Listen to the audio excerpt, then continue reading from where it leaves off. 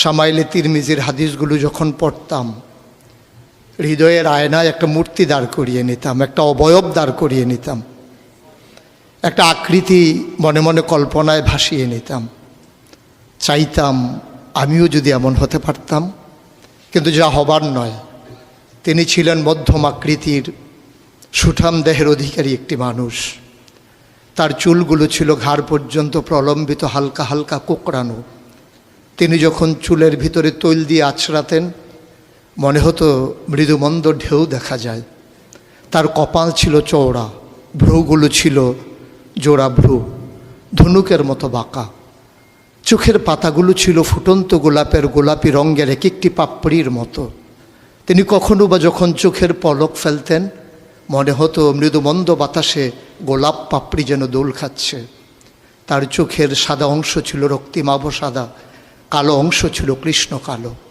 তার নাকটা ছিল খাড়া, নাকের ছিদ্রগুলো ছিল ছোট ছোট। নাকের নিচে ছিল সরু চিকন গোঁফ, গোঁফের নিচেই সেই গোলাপি রঙের ঠোঁট। তার ঠোঁটগুলো যখন কখনো বা মুচকে হাসত, গোটা পৃথিবীর মানুষ অবাক বিস্ময়ে দেখত, গোটা পৃথিবীতে যেন বিজলি চমকিয়েছে।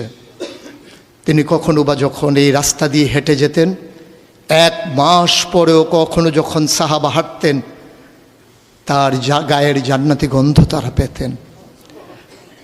মায়েরা উম্মাহাতুল মুমিনিন যারা, তারা নবীর যখন কখনো এই ঘামে ভেজা শরীর নিয়ে ঘরে ঢুকতেন, কপালের ভিতরে মুক্তোর দানার মতো ঘামগুলো যখন জমে থাকতো, মায়েরা ছোট্ট শিশি খুঁজে সেই ঘামগুলো শিশিতে ভরে জমা রেখে দিতেন, কখনো বা ঈদে কোনো অনুষ্ঠানে যেন আতর হিসেবে ব্যবহার করতে পারেন।